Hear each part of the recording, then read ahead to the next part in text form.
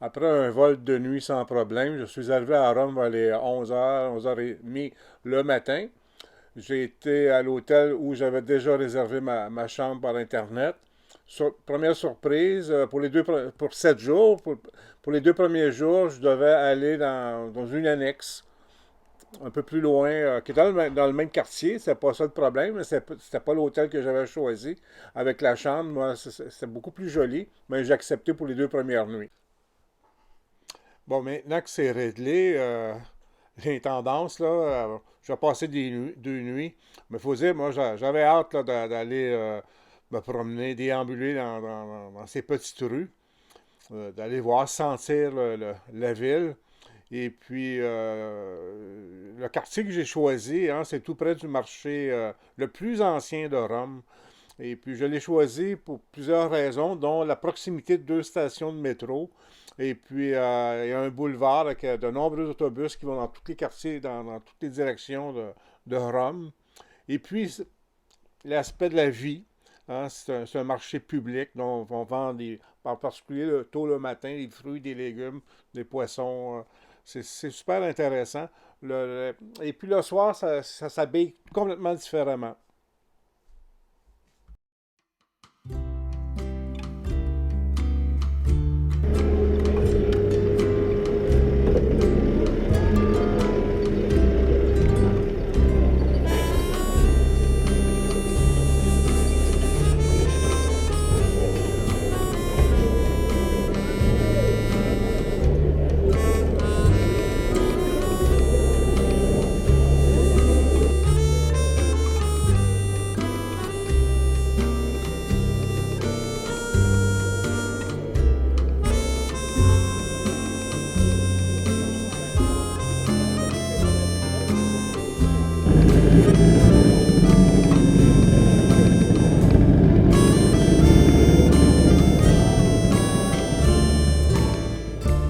En défaisant mes bagages, je me suis rendu compte que j'avais oublié la pâte à dents et une brosse à dents.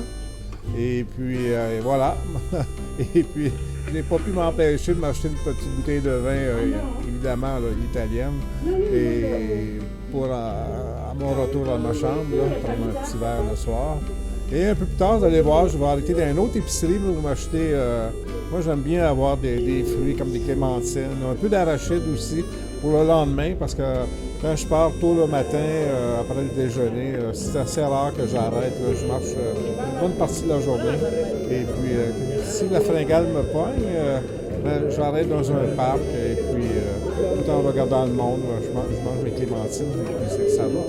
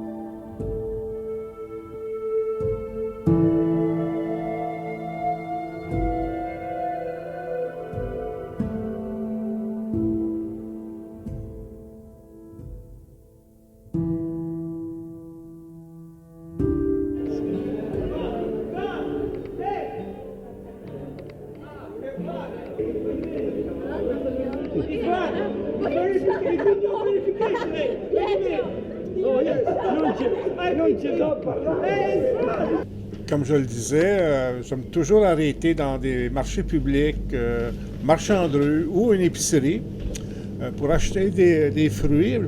Plus souvent qu'autrement, ce sont des clémentines et avec des arachides en vrac ou en paquet, peu importe. Voilà. Voilà.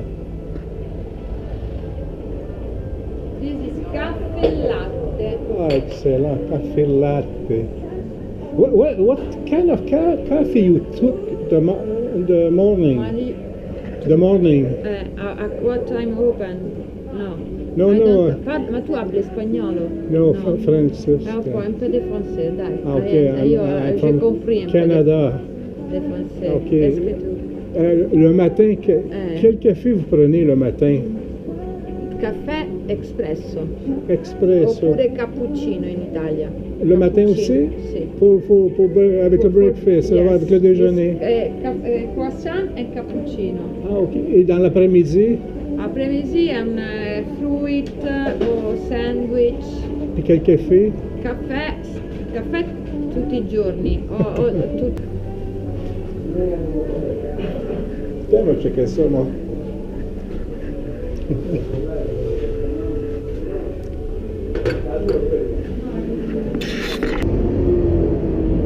La prossima settimana esce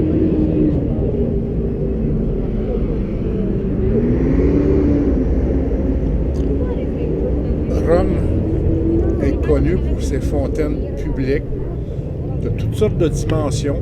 Donc, il faut être attentif. Certains endroits sont sur les murs, sont plus difficiles à trouver. Et puis, on peut s'y rafraîchir sans problème. L'eau est potable.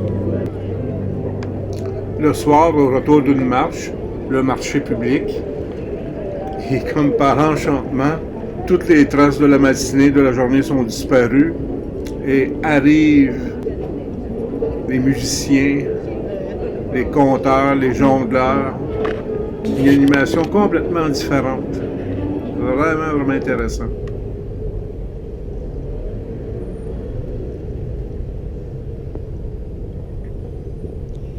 Presque toutes les grandes villes sont gangrénées par la restauration rapide. Rome n'y échappe pas. Plus difficile, il faut s'éloigner un peu des grands axes pour trouver des petits restaurants.